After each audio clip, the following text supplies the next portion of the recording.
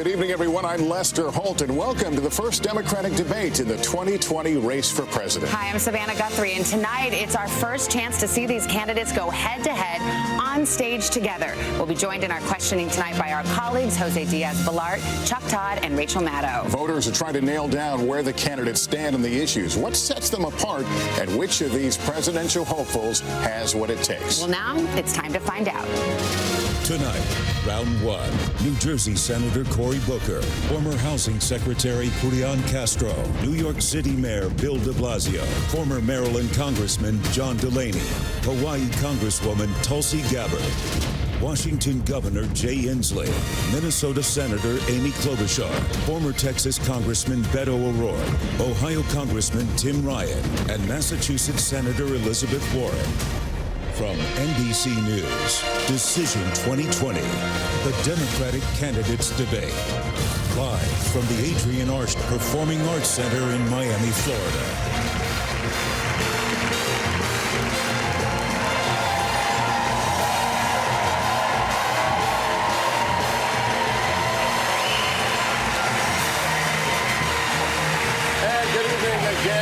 Welcome to the candidates and to our audience here in Miami, here in the Arch Center, and all across the country. Tonight, we're going to take on many of the most pressing issues of the moment, including immigration, the situation unfolding at our border, and the treatment of migrant children. And we're going to talk about the tensions with Iran, climate change, and of course, we'll talk about the economy, those kitchen table issues so many Americans face every day. And some quick rules of the road before we begin. 20 candidates qualified for this first debate. We'll hear from 10 tonight and 10 more tomorrow. The breakdown for each was selected at random. The candidates will have 60 seconds to answer and 30 seconds for any follow-ups. Because of this large field, not every person will be able to comment on every topic, but over the course of the next 2 hours, we will hear from everyone. We'd also like to ask the audience to keep the reactions to a minimum. We are not going to be shy about making sure the candidates stick to time tonight. All right, so with that business out of the way, we want to get to it. And we'll start this evening with Senator Elizabeth Warren. Senator, good evening to you. Thank you. You have many plans: free college, free childcare, government health care, cancellation of student debt, new taxes, new regulations, the breakup of major corporations. But this comes at a time when 71% of Americans say the economy is doing well, including 60% of Democrats. What do you say to those who worry this kind of significant change could be risky to the economy? So I think of it this way. Who is this economy really working for? It's doing great for a thinner and thinner slice at the top. It's doing great for giant drug companies. It's just not doing great for people who are trying to get a prescription filled. It's doing great for people who want to invest in private prisons, just not for the African Americans and Latinx whose families are torn apart, whose lives are destroyed, and whose communities are ruined. It's doing great for giant oil companies that want to drill everywhere, just not for the rest of us who are watching climate change bear down upon us. When you've got a government, when you've got an economy that does great for those with money and isn't doing great for everyone else, that is corruption, pure and simple. We need to call it out, we need to attack it head on, and we need to make structural change in our government, in our economy, and in our country. Senator Klobuchar, you've called programs like free college something you might do if you were, quote, a magic genie. To be blunt, are the government programs and benefits that some of your rivals are offering giving your voters, people, a false sense of what's actually achievable? Well, first, the economy. We know that not everyone is sharing in this prosperity, and Donald Trump just sits in the White House and gloats about what's going on when you have so many people that are having trouble affording college and having trouble affording their premiums. So I do get concerned about paying for college for rich kids. I do. But I think my plan is a good one. And my plan would be to, first of all, make community college free and make sure that everyone else besides that top percentile gets help with their education. My own dad and my sister got their first degrees with community college. There's many paths to success, as well as certifications. Secondly, I'd use Pell Grants. I'd double them from $6,000 to $12,000 a year and expand it to the number of families that get covered, to families that make up to $100,000. And then the third thing I would do is make it easier for students to pay off their student loans. Because I can tell you this, if billionaires can pay off their yachts, students should be able to pay off their student loans. That's time. Thank you. Congressman O'Rourke, what we've just been discussing and talking about is how much fundamental change to the economy is desirable and how much is actually doable. In that vein, some Democrats want a marginal individual tax rate of 70% on the very highest earners, those making more than $10 million a year. Would you support that? And if not, what would your top individual rate be? This economy has got to work for everyone. And right now we know that it isn't. And it's going to take all of us coming together to make sure that it does. Necesitamos incluir cada persona en el éxito de esta economía. Pero si queremos hacer eso, necesitamos incluir cada persona en nuestra democracia. Cada votante necesitamos la representación y cada voz necesitamos escuchar. Right now, we have a system that favors those who can pay for access and outcomes. That's how you explain an economy that is rigged to corporations and to the very wealthiest. A $2 trillion tax cut that favored corporations while they were sitting on record piles of cash, and the very wealthiest in this country at a time of historic wealth inequality. A new democracy that is revived because we returned power to the people, no PACs, no gerrymandering, automatic and same-day voter registration to bring in more voters, and a new Voting Rights Act to get rid of the barriers that are in place now. That's how we each have a voice in our democracy and make this economy work for everybody. That's time, sir. I'll give you 10 seconds to answer. If you want to answer the direct question, would you support a 70% individual marginal tax rate? Yes, no, or pass? I would support a tax rate and a tax code that is fair to everyone. Tax capital 70%? At the same rate that you tax ordinary income. Take that corporate tax rate up to 28%. You would generate the revenues you need to pay for the programs we're talking about. That's time. Thank you. Senator Booker.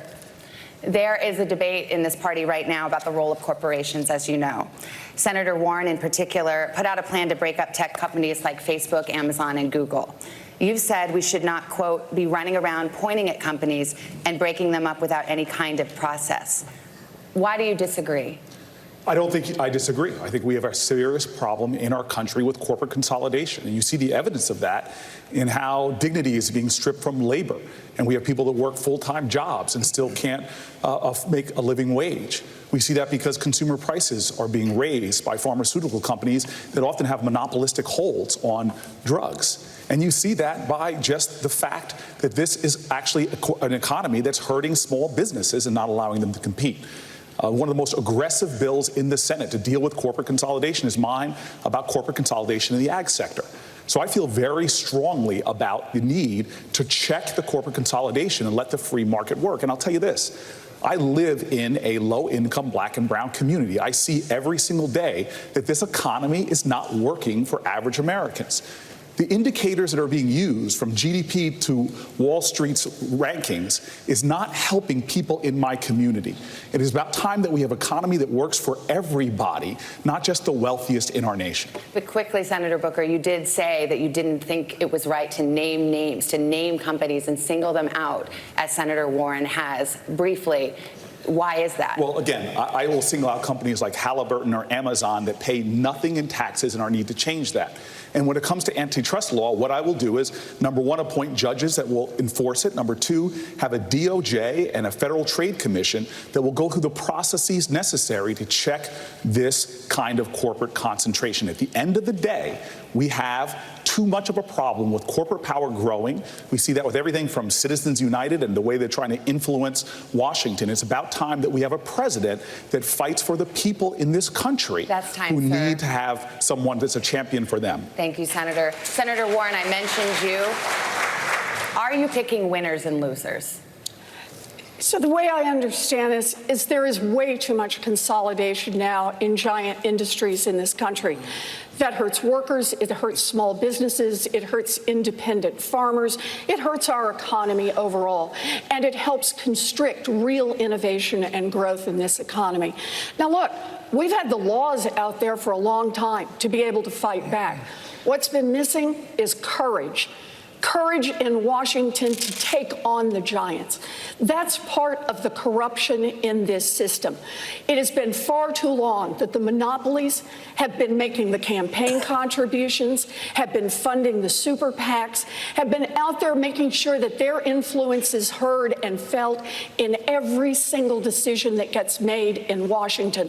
Where I want to start this is I want to return government to the people, and that means calling out the names of the monopolists and saying, I have the courage to go after them. Thank you. Secretary Castro, the next question is for you. Democrats have been talking about the pay gap for decades. What would you do to ensure that women are paid fairly in this country? Thank you very much for that question, Lester. You know, I grew up with a mother who raised my brother Joaquin and me as a single parent. And I know what it's like to struggle. I know what it's like to rent a home and to worry about whether you're going to be able to pay the rent at the first of the month, and to see a mom work very, very hard and know that moms across this country are getting paid less simply because they're women. I would do several things, starting with something we should have done a long time ago, which is to pass the Equal Rights Amendment, finally, in this country. And also pursue legislation so that women are paid equal pay for equal work in this country. It's past time that we did that. And, you know, we have to do this. If we want to be the most prosperous nation in the 21st century, we need to make sure that women are paid what they deserve. All right, thank you. I want to put the same question to Congresswoman Gabbard. Your thoughts on equal pay? Well, first of all, let's recognize the situation we're in, that the American people deserve a president who will put your interests ahead of the rich and powerful. That's not what we have right now. I enlisted in the Army National Guard after the al-Qaeda terror attacks on 9/11, so I could go after those who had attacked us on that day. I still serve as a major, served over 16 years, deployed twice to the Middle East, and in Congress serve on the Foreign Affairs and Armed Services Committees for over 6 years. I know the importance of our national security, as well as the terribly high cost of war. And for too long, our leaders have failed us, taking us from one regime change war to the next, leading us into a new Cold War and arms race, costing us trillions of our hard-earned taxpayer dollars and countless lives. This insanity must end. As president, I will take your hard-earned taxpayer dollars and instead invest those dollars into serving your needs. Things like health care, a green economy, good-paying jobs, protecting our environment, and so much more. Mayor de Blasio, good evening. You're the mayor of the biggest city in the United States, but it's also one of the cities in the country with the greatest gap between the wealthy and the poor. How would you address income inequality?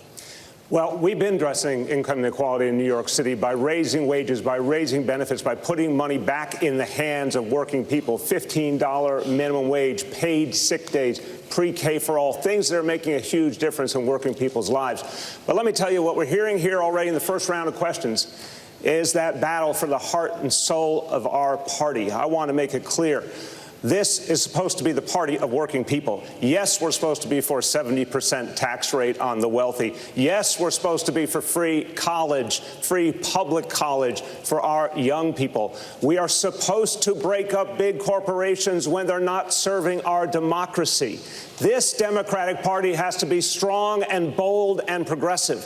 And in New York, we've proven that we can do something very different. We can put money back in the hands of working people. And let me tell you, every time you talk about investing in people and their communities, you hear folks say there's not enough money. What I say to them every single time is there's plenty of money in this world. There's plenty of money in this country. It's just in the wrong hands. We Democrats have to fix that.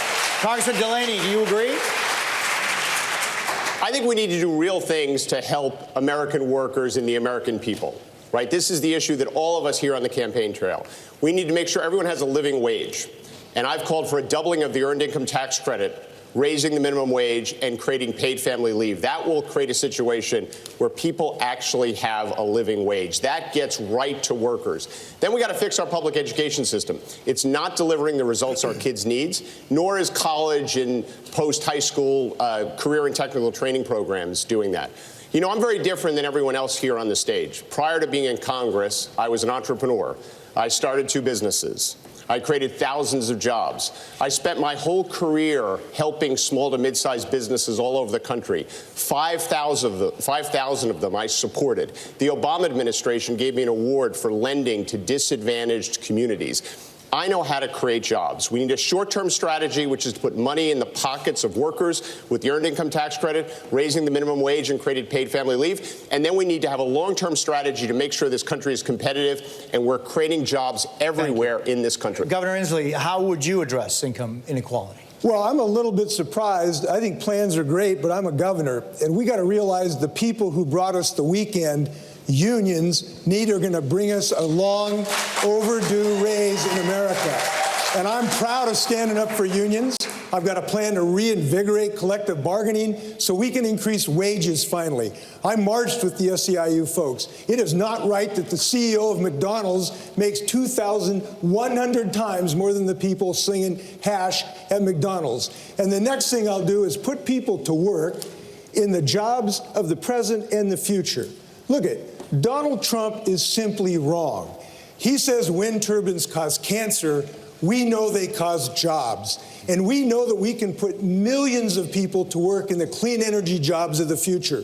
Carpenters, IBEW's members, machinists. We're doing it in my state today. And then we can do what America always does, lead the world and invent the future and put people to work. That's what we're going to do. Congressman Ryan, President Trump, and you just referred to him, promised that manufacturing jobs were all coming back to places like your home state of Ohio. Can you make that same promise? Yes, I believe you can. But first, let's say the president came, he said, don't sell your house to people in Youngstown, Ohio. And in his administration, just in the last 2 years, we lost $4,000 4,000 jobs at a General Motors facility. That rippled throughout our community. General Motors got a tax cut. General Motors got a bailout. And then they have the audacity to move a new car that they're going to produce to Mexico.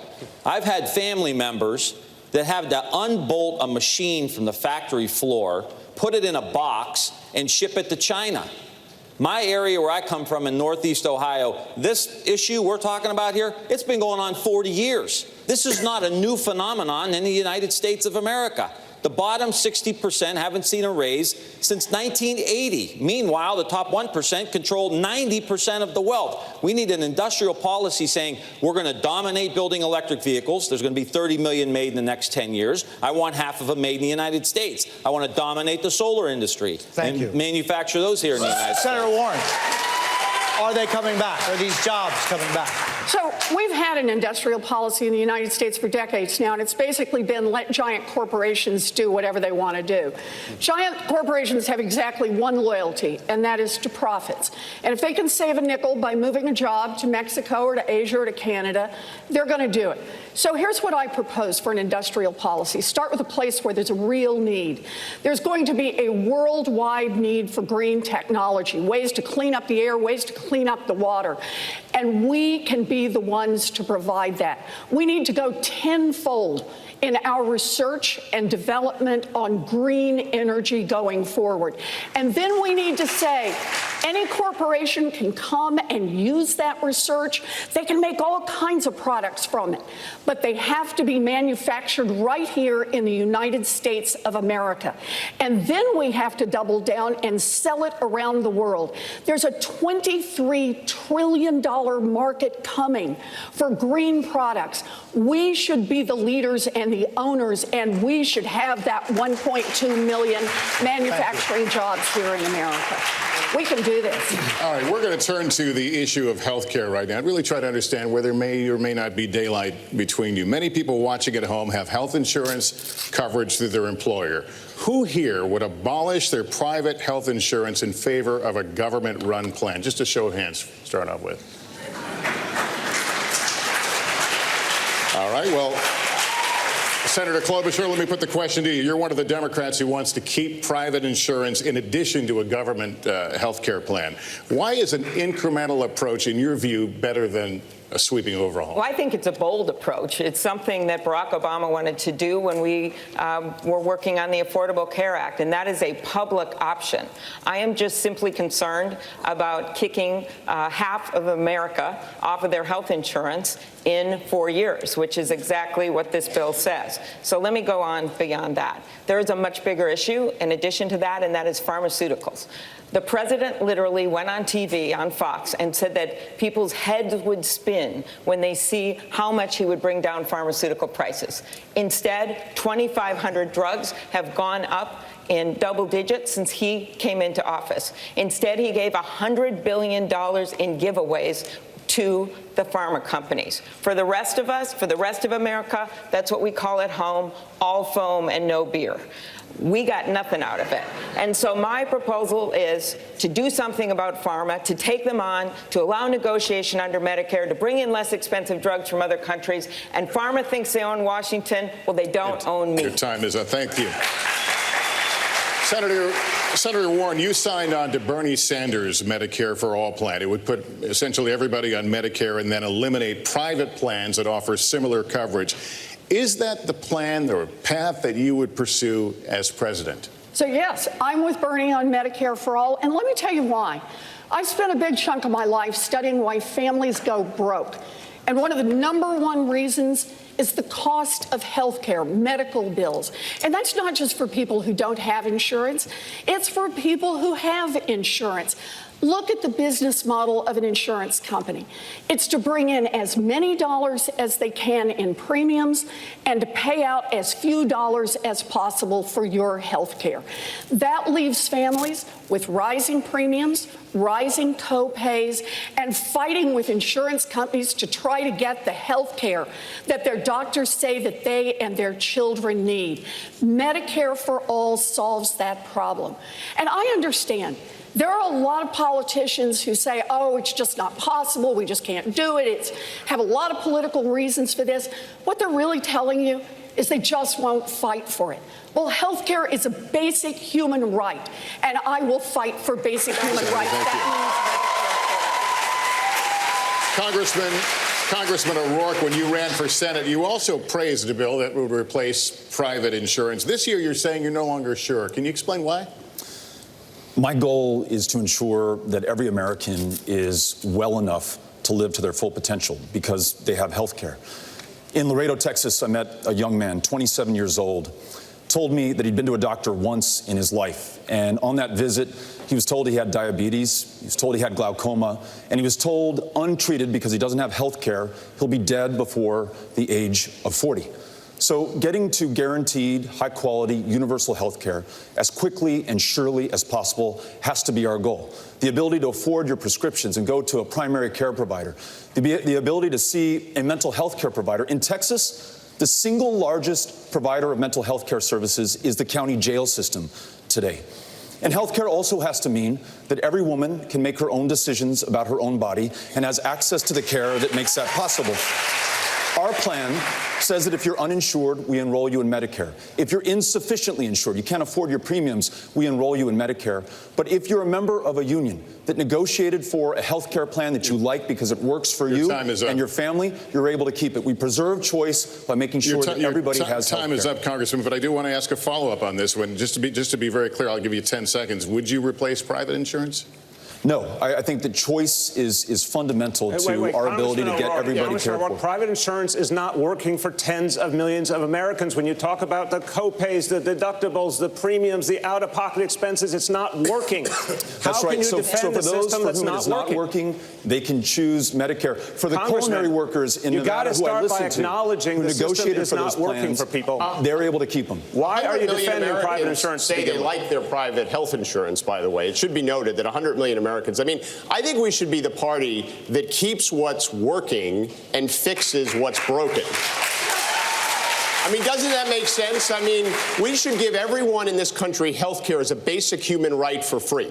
Full stop. But we should also give them the option to buy private insurance? Why do we have to stand for taking away something from people? And also, it's bad policy. If you go to every hospital in this country and you ask them one question, which is, how would it have been for you last year if every one of your bills were paid at the Medicare rate? Every single hospital administrator said they would close. And the Medicare for All bill requires payments to stay at current Medicare rates. So to some extent, we're basically supporting a bill that will have every hospital close. I mean, my dad was a union electrician. Right, I actually grew up in a working class family. He loved the health care that the IBEW gave him. And I just always think about my dad and anything I would do from a policy perspective. He'd look at me and he'd say, good job, John, for getting health care for every American. But why are you taking my health care I've let this play out a little bit because I'm fascinated to hear the daylight between you. Congresswoman Gabbard, Yes. weigh in here. I think we're talking about this in the wrong way. You're talking about one bill over another bill. Really what we're talking about is our objective, making sure that every single sick American in this country is able to get the health care that they need.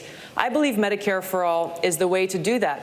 I also think that employers will recognize how much money will be saved by supporting a Medicare for All program, a program that will reduce the administrative costs, reduce the bureaucratic costs, and make sure that everyone gets that quality health care that they need. I also think if you look at other countries in the world who have universal health care, every one of them has some form of a role of private insurance. I think that's what we've got to look at, taking the best of these ideas, but making sure unequivocally that no sick American goes without getting the care that they need, regardless of how much or little money they have in their pocket. Congresswoman, thanks. Let me turn to Senator Booker on this. Senator Booker, explain to me where you are. This is hugely important to people, so tell us where you are. I absolutely will. First of all, we're talking about this as a healthcare issue, but in communities like mine, low-income communities like mine, it's an education issue because kids who don't have health care are not going to succeed in school. It is an issue for jobs and employment because people who do not have good health care do not succeed at work. It's even a retirement issue because in my community, African Americans have a lower life expectancy because of poorer health care. And so where I stand is very clear. Health care is not just a human right, it should be an American right. And I believe the best way to get there is Medicare for All. But I have an urgency about this. When I am president of the United States, I'm not going to wait. We have to do the things immediately that are going to provide better care. And on this debate, I'm sorry, there are too many people profiteering off of the pain of people in America, from pharmaceutical companies to insurers. Literally, the overhead for insurers that they charge is 15%, while Medicare's overhead is only at 2%. We can do this better, and every single day I will be fighting to give people more access and more affordable costs until we get to my goal, which is every American having health care. Time is up, Senator. I want to move back, if I can, to Congresswoman Gabbard. And that is that the insurance companies last year alone sucked $23 billion in profits out of the healthcare system. $23 billion, and that doesn't count the money that was paid to executives, the money that was spent lobbying Washington. We have a giant industry that wants our healthcare system to stay the way it is, because it's not working for families, but it sure is heck working for them. It's time for us to make families come first. It should not be an option in the United States of America for any insurance company to deny women coverage for their exercise of their right of choice. And I am the only candidate here who has passed a law protecting a woman's right of reproductive health and health insurance. And I'm the only candidate who has passed a public option. And I respect everybody's goals and plans here. But we do have one candidate that's actually advanced the ball. And we got to have access for everyone. I've done it as a public option. Senator Klobuchar, I want to get you. I'm fascinated by this, Senator Klobuchar. I just want to say there's 3 women up here that have fought pretty hard for a woman's right to choose. So I'll start with that. And then I just want to make very clear, I think we share the goal of universal health care. And the idea I put out there, the public option, which the governor was just talking about, this idea is that you use Medicare or Medicaid without any insurance companies involved. You could do it either way. And the estimates are 13 million people would see a reduction in their premiums. 12 more million people would get covered. So I think it is a beginning and the way you start and the way you move to universal health care. Secretary Castro, this one is for you, all of you on stage. support a woman's right to an abortion. You all support some version of a government health care option. Would your plan cover abortion, Mr. Secretary? Yes, it would. I don't believe only in reproductive freedom. I believe in reproductive justice. And, what that means is that just because a woman, or let's also not forget someone in the trans community, a trans female, is poor, doesn't mean they shouldn't have the right to exercise that right to choose. And so I absolutely would cover the right to have an abortion. More than that, everybody in this crowd and watching at home knows that in our country today, a person's right to choose is under assault in places like Missouri, in Alabama, in Georgia. I would appoint judges to the federal bench that understand the precedent of Roe v. Wade and will respect it. And in addition to that, make sure that we fight hard as we transition our healthcare system to one where everybody can get and exercise that right. Senator Warren, would you put limits on any limits on abortion? I would make certain that every woman has access to the full range of reproductive health care services, and that includes birth control, it includes abortion, it includes everything for a woman. And I want to add on that, it's not enough for us to expect the courts to protect us. 47 years ago, Roe versus Wade was decided, and we've all looked to the courts all that time as state after state has undermined Roe, has put in exceptions, has come right up to the edge of taking away protection. Your time is up, Senator. We now have an America where most people support Roe versus Wade. We need to make that Senator, federal law. Thank you. Jose? Thank you. Senator Booker, I want to kind of come back on a discussion we were having about health and the opioid crisis. You represent a state where 14 of the 20 largest pharmaceutical companies are based. Should pharmaceutical companies that manufacture these drugs be held criminally liable for what they do? They should absolutely be held criminally liable because they are liable and responsible.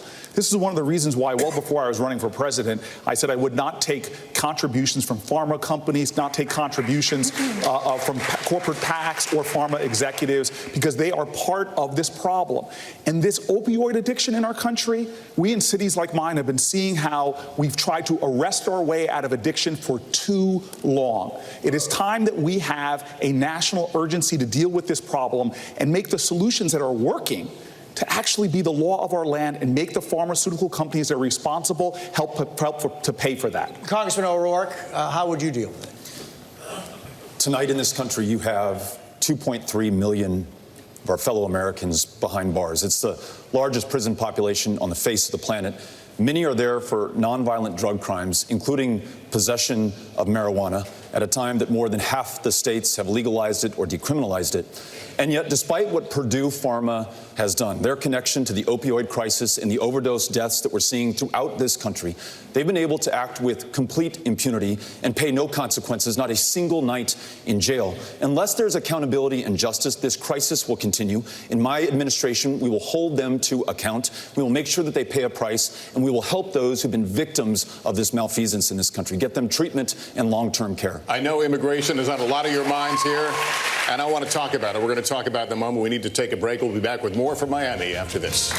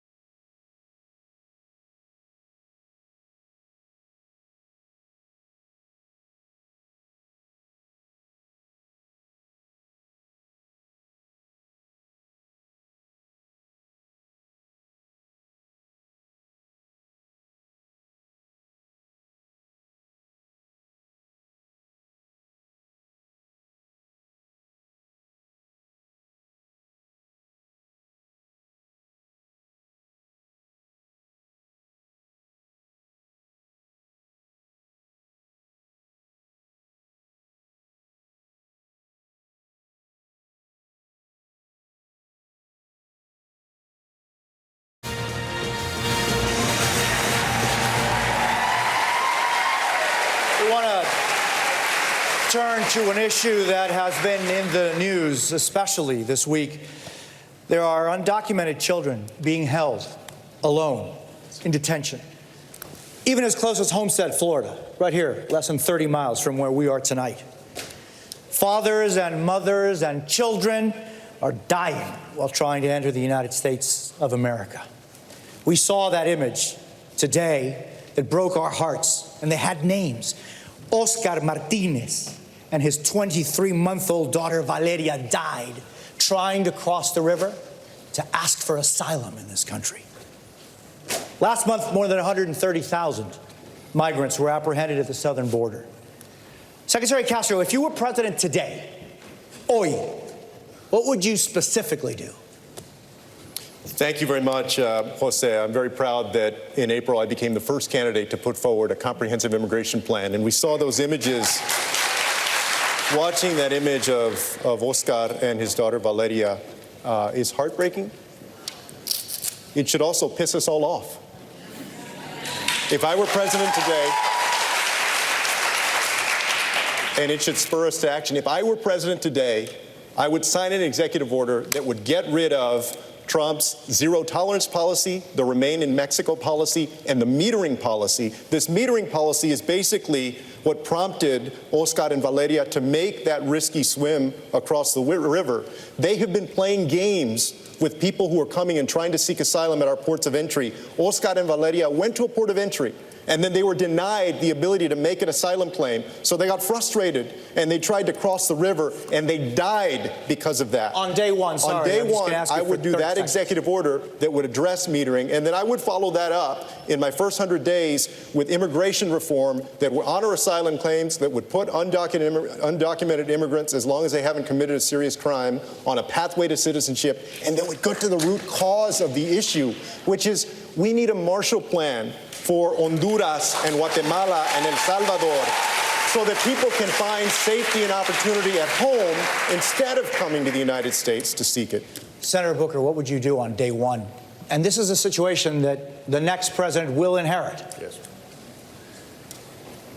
La situación ahora es inaceptable. Este presidente ha atacado, ha demonizado los inmigrantes. Es inaceptable y voy a cambiar este. On day one, I will make sure that, number one, we end the ICE policies and the customs and border policies that are violating the human rights. When people come to this country, they do not leave their human rights at the border.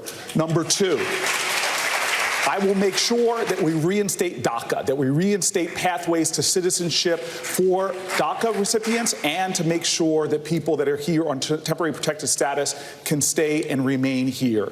And then finally, we need to make sure that we address the issues that made Oscar and Valeria come in the first place by making major investments in the Northern Triangle, not like this president is doing, by ripping away the resources we need to actually solve this problem. We cannot surrender our values and think that we're going to get border security. We actually will lose security and our values. We must fight for both. If I might, very briefly, and this is an important point, my plan, and I'm glad to see that Senator Booker, Senator Warren, and Governor Inslee agree with me on this. My plan also includes getting rid of Section 1325 of the Immigration and Nationality Act, to go back to the way we used to treat this when somebody comes across the border, not to criminalize desperation, to treat that as a civil violation. And here's why it's important. We see all of this horrendous family separation. They use that law, Section 1325, to justify under the law separating little children from their families. Jose, and so I want to challenge every single candidate on this stage to support the repeal of Section 1325. 30 seconds. As my friend here said, I agree with him on that issue, but folks should understand that the separation of children from families doesn't just go on at our border. It happens in our communities as ICE are ripping away parents from their American children, spouses and the like, and are creating fear in cities all across this country where parents are afraid to even drop their kids off to school or go to work. We must end those policies as well. Discussion about immigration in this country, because look at the bottom line here.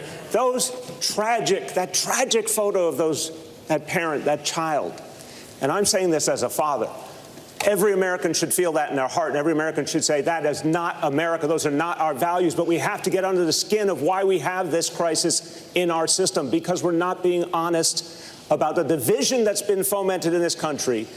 The way that American citizens have been told that immigrants somehow created their misery and their pain and their challenges. For all the American citizens out there who feel you're falling behind, who feel the American dream's not working for you, the immigrants didn't do that to you. The big corporations did that to you. The 1% did that to you. We need to be the party of working people, and that includes a party of immigrants. But first, we have to tell working people in America who are hurting that we're going to be on their side every single time against those big corporations who created this mess to begin with. And remind people we're all in this together. If we don't change that debate, that politics that's holding us back, we won't get all these reforms people are talking about. That's what we need to do as Democrats. Congresista, if I could, I'm sorry. Congresista O'Rourke, ¿qué haría usted en el primer día, si usted es presidente, sobre esta realidad que está ocurriendo? What would you do, Congressman, day one at the White House?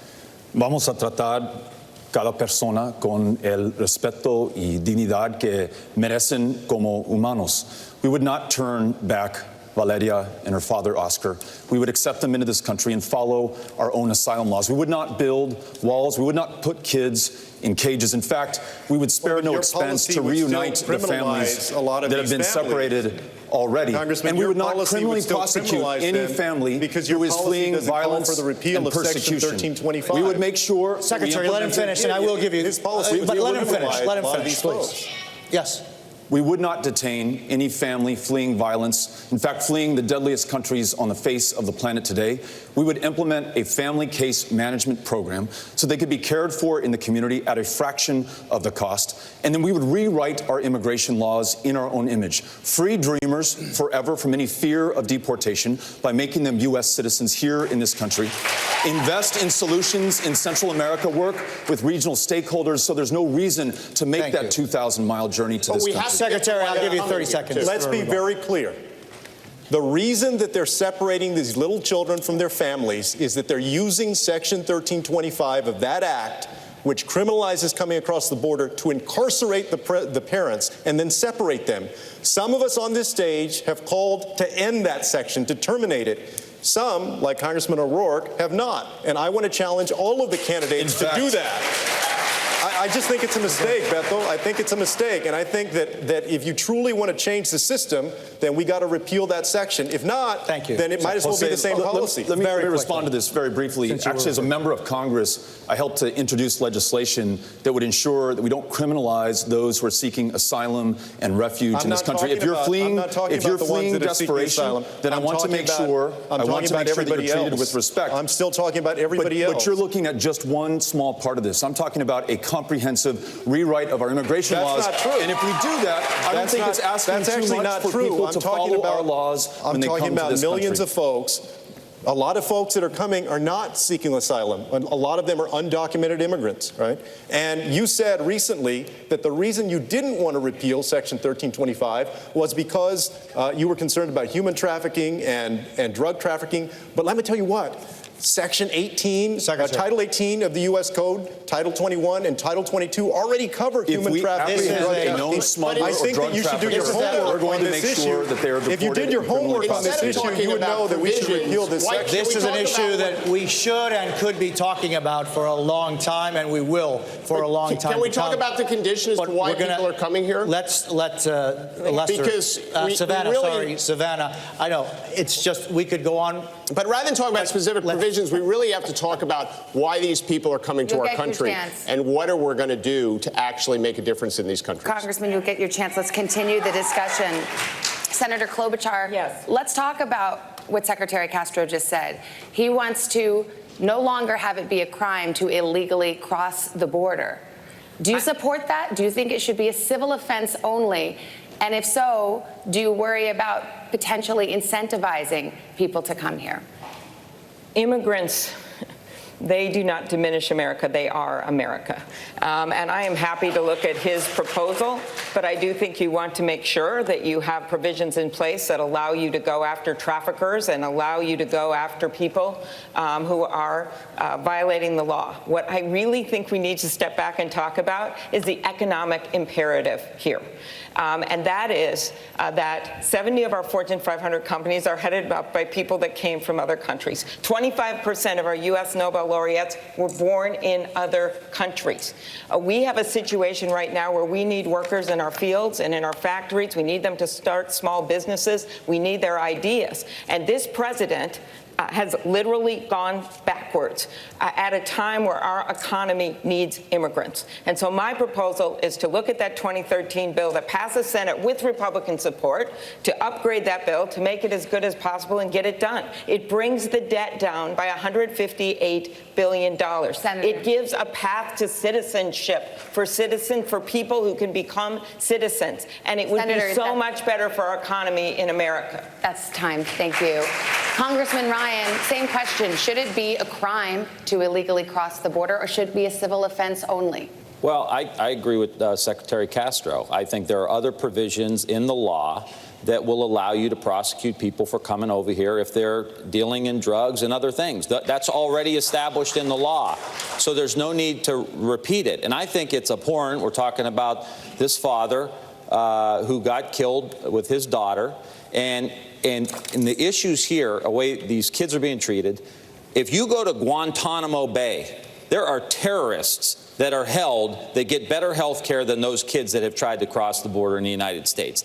That needs to stop. And I think the president should immediately ask doctors and nurses to go immediately down to the border and start taking care of these kids. What kind of country are we running here where we have a president of the United States who's so focused on hate and fear and division? And what has happened now, the end result, is now we've got kids literally laying in their own snot with 3-week-old diapers that haven't been changed. We've got to tell this president that is not a sign of strength, Mr. President. That is a sign of weakness. Senator Booker, I'll go to you. But no, a lot of people, Jose asked the question, if you're president on day one, what will you do with the fact that you will have families here? There's been a lot of talk about what you'll do in the first 100 days, about legislation. What will you actually do with these families? How will you care for them? Will they be detained or will they not be? Well, this is a related and brief point, because what we're talking about, what Secretary Castro and I are talking about, is that we have the power to better deal with this problem through the civil process than the criminal process. I have been to some of the largest private prisons, which are repugnant to me, that people are profiting off incarceration and their immigration lockups. Our country has made so many mistakes by criminalizing things, whether it's immigration, whether it's mental illness, whether it's addiction. We know that this is not the way to deal with problems. There is a humane way that affirms human rights and human dignity and actually solve this problem.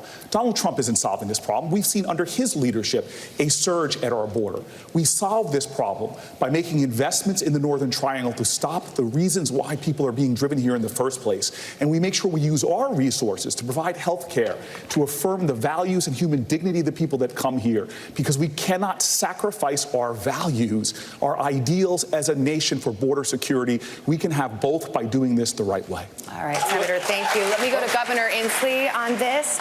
What would you do on day one? Same question I just asked Cory Booker. I have yet to hear an answer from anyone on this stage. What will you do with the families that will be here? There is no reason for the detention and separation of these children.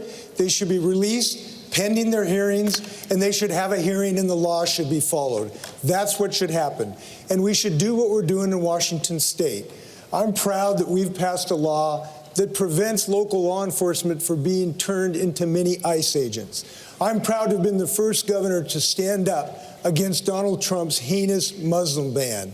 I'm proud to be a person who's not only talked about dreamers, but being one of the first to make sure that they get a college education so that they can realize their dreams. These are some of the most inspirational people in our state.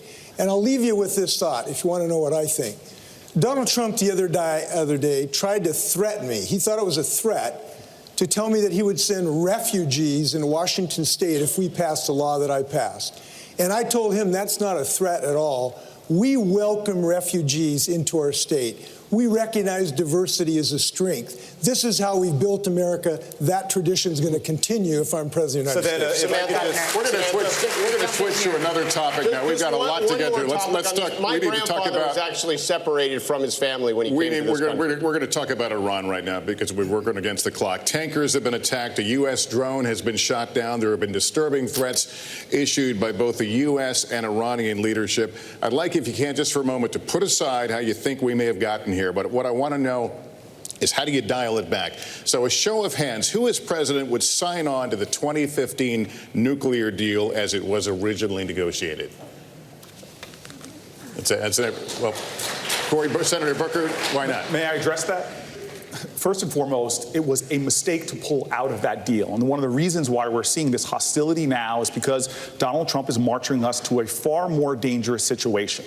Literally, he took us out of a deal that gave us transparency into their nuclear program and pushed back a nuclear breakout 10, 20 years. And now we see Iran threatening to go further, and we're being pulled in further and further into this crisis.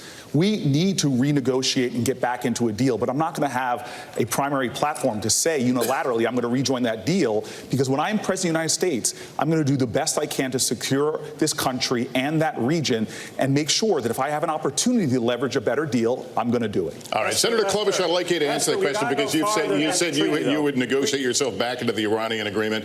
Can you argue that that nuclear pact, as it was ratified, was a good deal? Yes, it was. It was imperfect, but it was a good deal for that moment. I would have worked to get longer sunset periods, and that's something we could negotiate to get back in the deal. But the point is, Donald Trump told us when he got out of it that he was going to give us a better deal. Those were his words. And now we are a month away from the Iranians, who claim now that they're going to blow the caps on enriching uranium. And the Iranians have told us this. And so that's where we are right now. He has made us less safe than we were when he became president. So what I would do is negotiate us back into that agreement, is stand with our allies and not give unlimited leverage to China and Russia, which is what he has done. And then, finally, I would make sure that if there is any possibility of a conflict, and we're having this debate in Congress right now, that he comes to Congress for an authorization of military force. I would do that.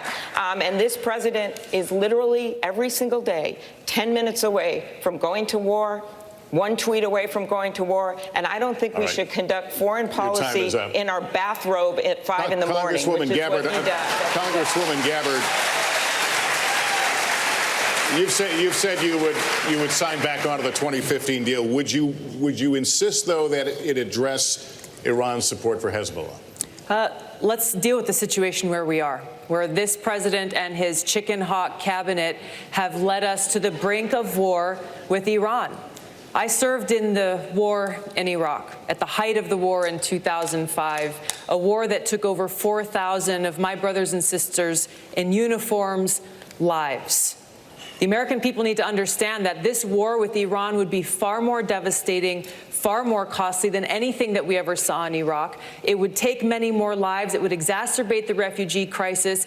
And it wouldn't be just contained within Iran. This would turn into a regional war. This is why it's so important that every one of us, every single American, stand up and say, no war with Iran. We need to get back into the Iran nuclear agreement, and we need to negotiate how we can improve it. It was an imperfect deal. There are issues like their missile development that needs to be addressed. We can do both simultaneously to prevent Iran from developing a nuclear weapon and preventing us from going to war. Time is up, and I have just a very quick follow-up. Well, what would your red line be for military action against Iran?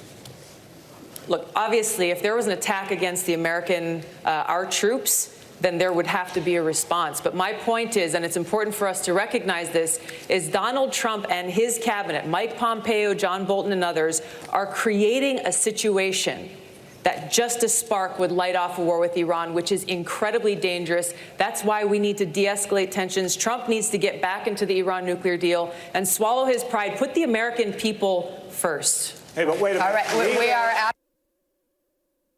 But we will have much Republicans more. have been serious about the Mayor de War Blasio Powers will Act. have Wait a more. minute, The we haven't- commercial is coming. We will continue our questioning next with Chuck Todd, Rachel Maddow. Stick around. We'll have a lot more with some very anxious candidates just ahead.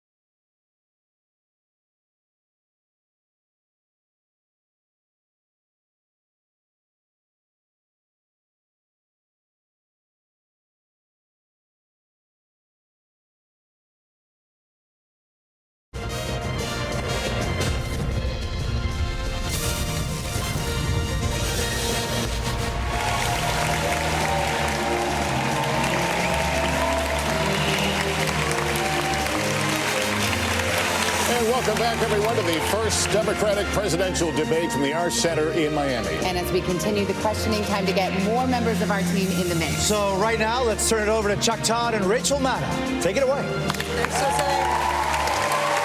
All right, we're going to start by recapping recapping the rules, 20 candidates qualified for this first Democratic debate. We're going to hear from 10 tonight, 10 more tomorrow. The breakdown for each night was selected at random.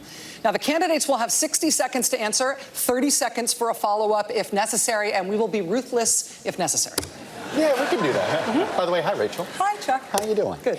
And we've got a lot of ground to cover. We're going to be talking about guns and climate here up top. A whole lot more in this hour. Obviously, because of the size of the field, not every person will be able to weigh in on everything, but over the course of this next hour, we will hear from everyone. I promise everybody. And to begin with, we're going to go with guns. And Senator Warren, I want to start with you.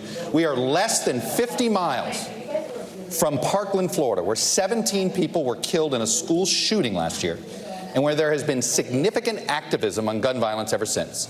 Many of you are calling for a restoration of an assault weapons ban, but even if implemented, there will still be hundreds of millions of guns in this country. Should there be a role for the federal government? Their mics are on.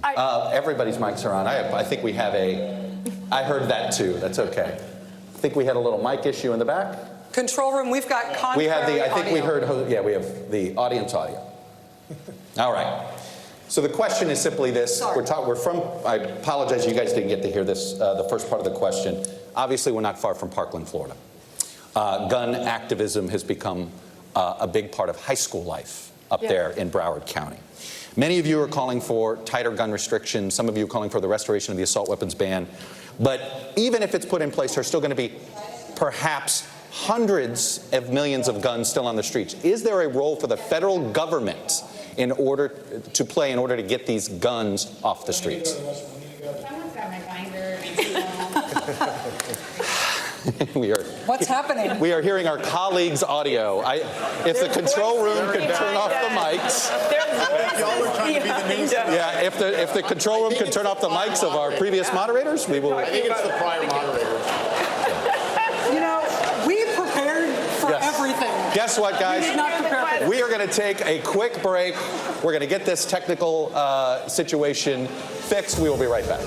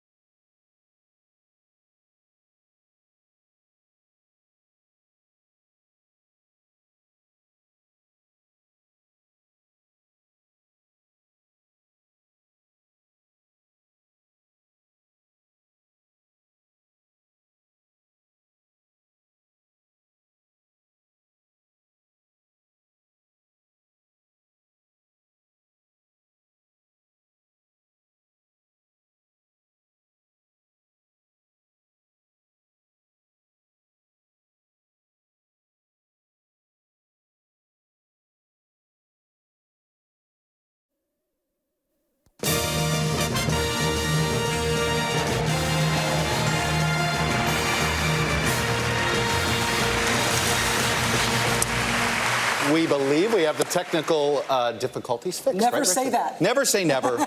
But we will march forward here, and I will lean forward here a little bit. Senator Warren, we're going to get to the gun question here. Parkland, Florida.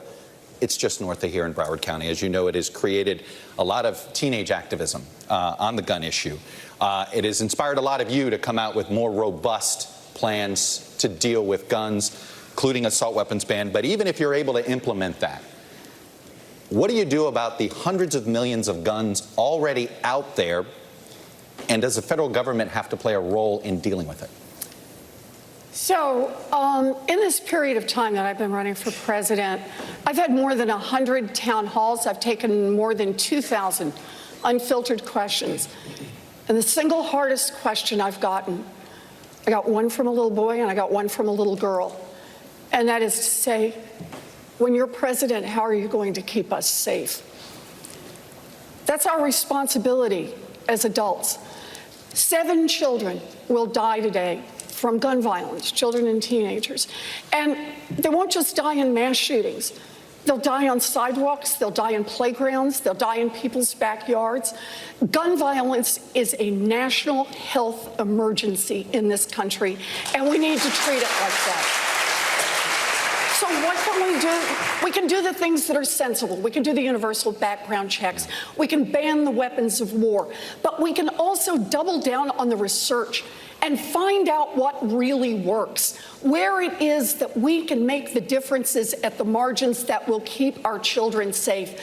We need to treat this like the virus that's killing our children. You didn't address, do you think the federal government needs to go and figure out a way to get the guns that are already out there? What I think we need to do is we need to treat it like a serious research problem, which we have not done.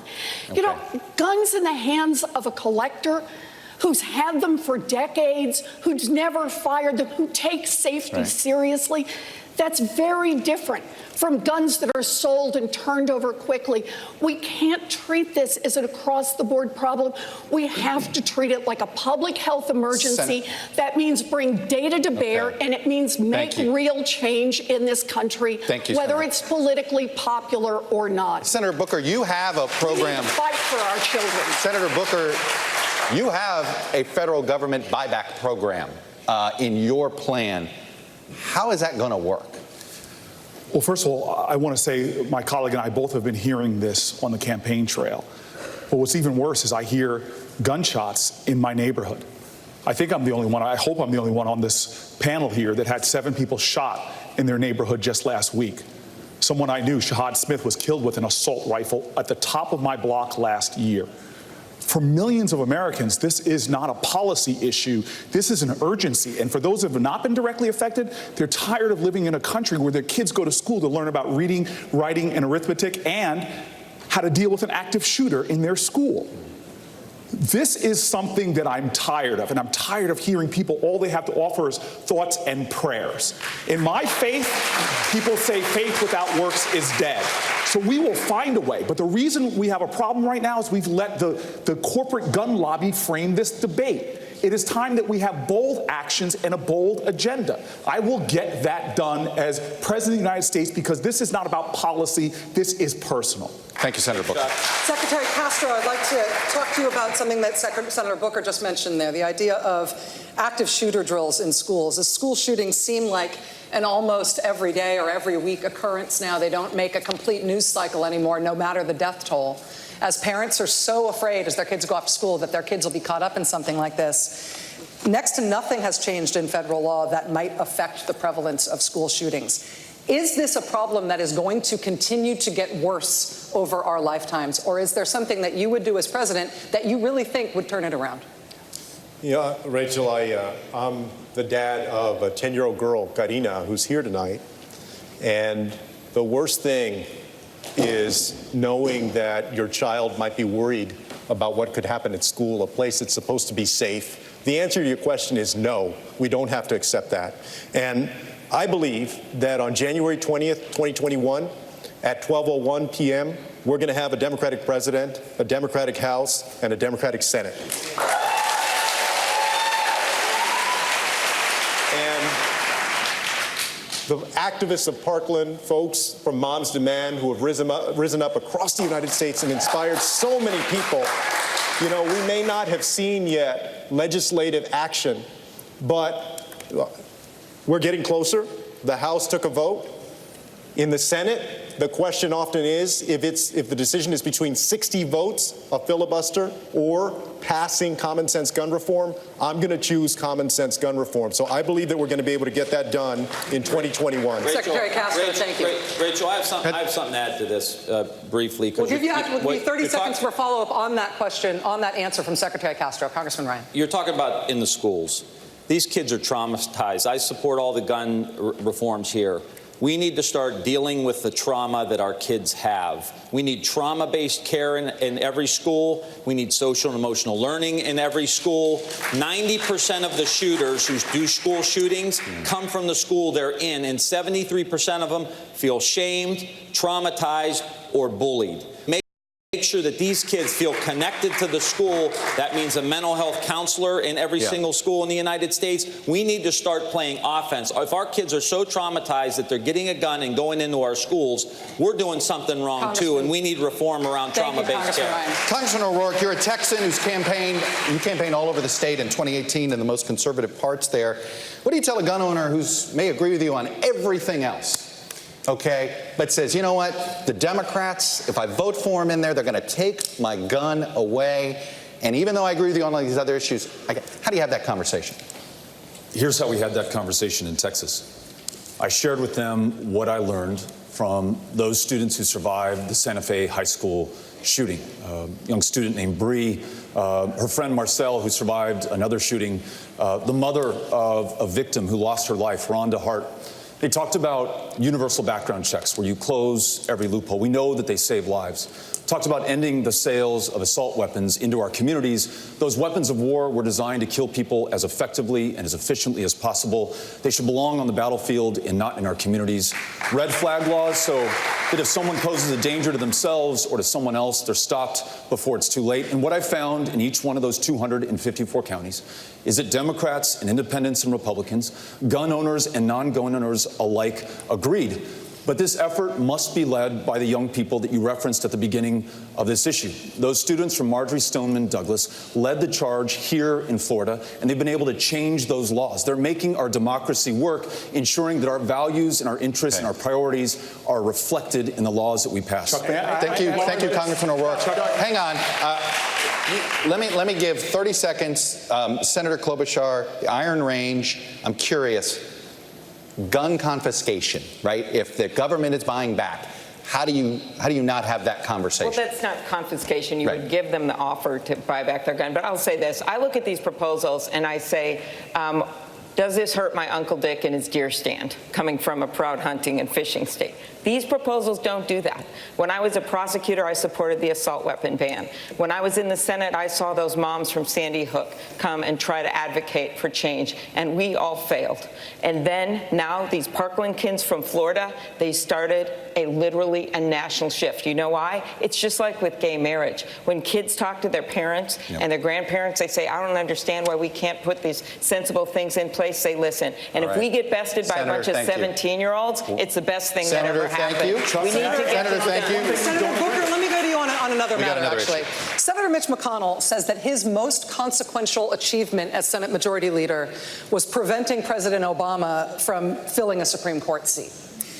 Having served with Republicans on the Judiciary Committee, do you believe they would confirm your court nominees? I'm going to use 20 of my seconds just to say there's one thing we don't all agree with when it comes to guns, and I think it's common sense, and over 70% of Americans agree with me. If you need a license to drive a car, you should need a license to buy and own a firearm. And not everybody in this field agrees with that, but in states like Connecticut that did that, they saw 40% drops in gun violence and 15% drops in suicides. We need to start having bold agendas on guns. When it comes to the Supreme Court, very clearly, I agree with my friend, Secretary Castro, we are going to get to 50 votes in the Senate. This is a team sport. Whoever is our nominee needs to campaign in places like South Carolina, because we can elect Jamie Harrison.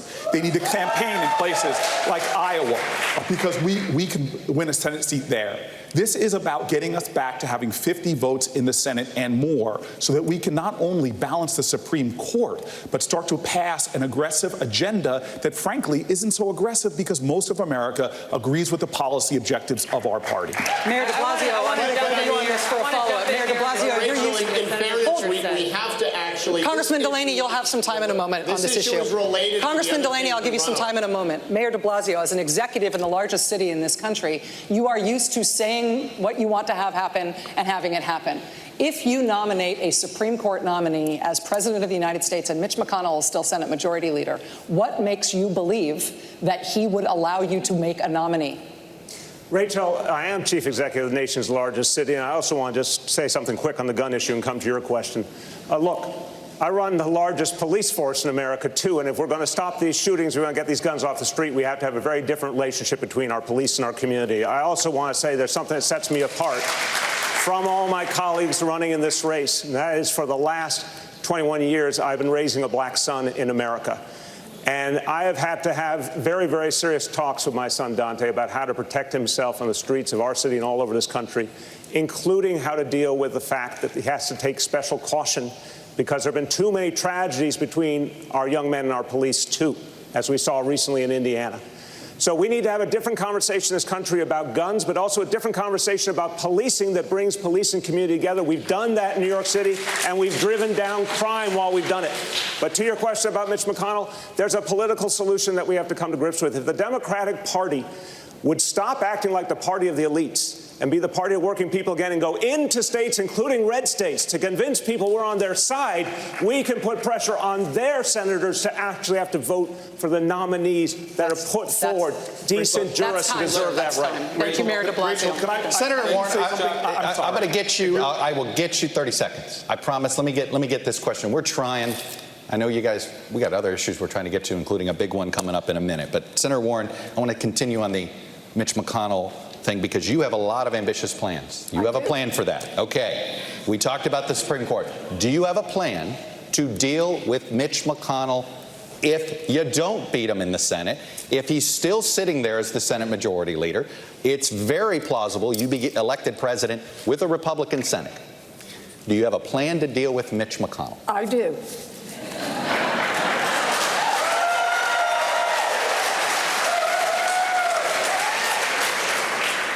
We are a democracy, and the way a democracy is supposed to work is the will of the people matters. Now, we for far too long have had a Congress in Washington that has just completely dismissed what people care about across this country. They have made this country work much better for those who can make giant contributions, made it work better for those who hire armies of lobbyists and lawyers, and not made it work for the people. Well, here's how I see this happening. Number one, sure, I want to see us get a Democratic majority in the Senate. But short of a Democratic majority in the Senate, you better understand the fight still goes on. It starts in the White House, and it means that everybody we energize in 2020 stays on the front lines come January 2021. We have to push from the outside, have leadership from the inside, and make this Congress reflect the will of the people. I'm going to get a couple of you in here. I'm going to get you a couple in here. 30 seconds. Congressman Delaney, you seem to believe you can do everything in a bipartisan manner. Mitch McConnell doesn't operate that way. He operates differently. Why do you think he is going to conform to your style? I think we need to get things done. That's why I believe we need to operate in a bipartisan manner. Listen, I'll sign into law bills that come to the White House that are passed on a party line basis, absolutely. But all the big transformative things we've ever done in this country's history have happened when huge majorities of the American people get behind them, which is why we need real solutions, not impossible promises. We need to put forth ideas that work, whether it's on health care, creating universal health care so that every American gets health care, but not running on making private insurance illegal. The gun issue is related. The gun safety issue is related because I can't tell you how many times I've been with folks in Western Maryland, and they've said to me, You know, Democrats don't do anything for us. Republicans don't do anything for us. You fight all the time, so they vote on that single issue. Okay, if we thank you, become the Congressman. party of getting things done for the American people Senator with real Booker, solutions, not impossible promises, we'll be able to get all these I promise things two done. 30s here. I'm going to say, Senator Booker, 30 seconds. How do you deal with Mitch McConnell? You've been in the Senate. You can't get bills on the floor right now with Mitch McConnell. Presidents can't do it. Is President Booker going to get his bills on the floor with Senator McConnell? You know, when I got to the United States Senate, going back to what de Blasio said, as an African-American man in an African-American dominated community, I knew one of the biggest issues was criminal justice reform. From police accountability to dealing with the fact that we have a nation that has more African-Americans under criminal supervision than all the slaves in 1850. And when I got to the Senate, people told me we could not get a comprehensive criminal justice reform bill done. And as my colleagues in the Senate know, I fought on that bill from the day I got to the Senate, built coalitions across the aisle, and today we passed the First Step Act. It's not as far as I want to go, but thousands of people will be liberated. I've taken on tough problems people said we cannot achieve, and I've been able to get things accomplished. Thank you, Senator Booker. Rachel's got the next question. Hold on, Governor, next, you're going to be happy with where we go. Governor Inslee, this next give us question a second. is to you. You got me? Rachel. You got me? You have staked your candidacy on the issue of climate change. It is first, second, and third priority for you. You said it's all the issues. Let's get specific. We're here in Miami, which is already experiencing serious flooding on sunny days as a result of sea level rise. Parts of Miami Beach and the Keys could be underwater in our lifetimes. Does your plan save Miami? Yes, first by taking away the filibuster from Mitch McConnell to start with. We have to do that. Look at, we are the first generation to feel the sting of climate change, and we are the last that can do something about it. Our towns are burning, our fields are flooding, Miami is inundated. And we have to understand, this is a climate crisis, and our last chance in the administration next one to do something about it. And we need to do what I've done in my state. We've passed a 100% clean electrical grid bill. We now have a vision statement, and my plan has been called the gold standard of putting people to work. But the most important thing on this, and the biggest decision for the American public, is who's going to make this the first priority. And I am the candidate and the only one who's saying this has to be the top priority of the United States, the organizing principle to mobilize the United States so that we can do what we've always done, lead the world and invent the future and put 8 million people to work. Governor, that's what we're going to do. Governor, Congressman O'Rourke, you've also put out a big climate change plan from your campaign. You want some big changes in a pretty short period of time, including switching to renewable energy, pushing to replace gas-powered cars in favor of electric ones. What's your message to a voter who supports the overall goal of what you're trying to do, but suddenly feels as if government's telling them how to live and ordering them how to live? What is that balance like? I think you've got to bring everybody in to the decisions and the solutions to the challenges that we face. That's why we're traveling everywhere, listening to everyone. We were in Pacific Junction, a town that had never meaningfully flooded before, just up against the Missouri River in Iowa. And every home in that community had flooded. There were farms just outside of Pacific Junction that were effectively lakes. Those farmers already underwater in debt. Their markets closed to them by a trade war under this administration, and now they don't know what to do. We, in our administration, are going to fund resiliency in those communities, in Miami, in Houston, Texas, those places that are on the front lines of climate change today. We're going to mobilize $5 trillion in this economy over the next 10 years. We're going to free ourselves from a dependence on fossil fuels, and we're going to put farmers and ranchers in the driver's seat, renewable and sustainable agriculture to make sure that we capture more carbon out of the air and keep more of it in the soil, paying farmers for the environmental services that they want to provide. If all of us does all that we can, then we're going to be able to keep this planet from warming another 2 degrees Celsius and ensure that we match what this country can do and live up to our promise and our potential. 30 seconds. Secretary Castro, who pays for the mitigation to climate, whether it's building seawalls, for people that are perhaps living in places that they shouldn't be living? Is this a federal government issue that needs to do that? Do they have to move these people? What do you do about that where maybe their they're building a house someplace that isn't safe. Who pays to build that house? And how much should the government be bailing them out? Well, I don't think that represents the vast majority of the issue. In fact, my first visit after I announced my candidacy wasn't to Iowa or New Hampshire. It was to San Juan, Puerto Rico. Because people should know that if I'm elected president, everybody will count. And, I'm one of the few candidates in this race with executive experience, with a track record of getting things done. When I was mayor of San Antonio, we moved our local public utility. We began to shift it from coal-fired plants to solar and other renewables, and also created more than 800 jobs doing that.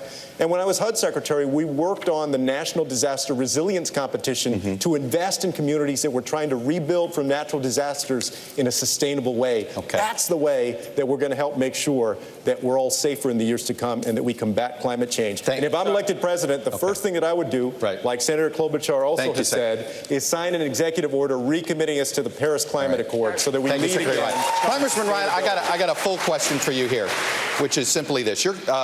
There are a lot of the climate plans include pricing carbon, taxing carbon in some way. This type of proposal has been tried in a few places, whether it's Washington State, where voters voted it down. You've had the Yellow Vest movement. We had in Australia one party get rejected out of fear of the cost of climate change sort of being put on the backs of the consumer. If pricing carbon is just politically impossible, how do we pay for climate mitigation? Well, there's a variety of different ways to pay. We talk about different ways of raising revenue, and I think we've got to build our way out of this and grow our way out of it. But let me just talk real quick to the previous question about real politics. We could talk about climate, we could talk about guns, we could talk about all of these issues that we all care about. We have a perception problem with the Democratic Party. We are not connecting to the working class people in the very states that I represent, in Ohio, in the industrial Midwest. We've lost all connection. That we have got to change the center of gravity of the Democratic Party from being coastal and elitist and Ivy League, which is the perception, to somebody from the forgotten communities that have been left behind for the last 30 years, to get those workers back on our side so we can say we're going to build electric vehicles, we're going to build solar panels. But if you want to beat Mitch McConnell, this better be a working class party if you want to go into Kentucky and take his rear end out. And if you want to take Lindsey Graham out, you got to have a blue collar party that can go into the textile communities in South Carolina. So all I'm saying here, thank you, Congressman Ryan. All I'm saying here thank you, Congressman Ryan. So Chuck, all I'm saying is here, if we don't address that fundamental problem with our connection to workers, white, black, brown, gay, straight, working class people, none of this is going to get done, Chuck. Thank you very much. We're going to keep moving. Congressman DeLaney, I'm going to get to you. I introduced the only bipartisan carbon tax bill in the Congress. All right. So 30 this is seconds, really important. go. All the economists agree that a carbon pricing mechanism works. You just have to do it right. You can't put a price on carbon, raise energy prices, and not give the money back to the American people. My proposal, which is put a price on carbon, give a dividend back to the American people. It goes out one pocket, back in the other. Thank you, Congressman. I can get that passed my first year as president with a coalition of every Democrat in the Congress and the Republicans who live in coastal states. Because Republicans in Florida, they actually care about this issue. This has got to be our way forward if we're actually serious about this issue. Congresswoman Gabbard, we're going to move here. One of the first things you did after launching your campaign was to issue an apology to the LGBTQ community about your past stances and statements on gay rights. After the Trump administration's rollbacks of civil rights protections for many in that community, why should voters in that community, or voters that care about this issue in general, trust you now? Well, let me say that there is no one in our government at any level who has the right to tell any American who they should be allowed to love or who they should be allowed to marry. My record in Congress for over 6 years shows my commitment to fighting for LGBTQ equality. I serve on the Equality Caucus and recently voted for passage of the Equality Act. Maybe many people in this country can relate to the fact that I grew up in a socially conservative home, held views when I was very young that I no longer hold today.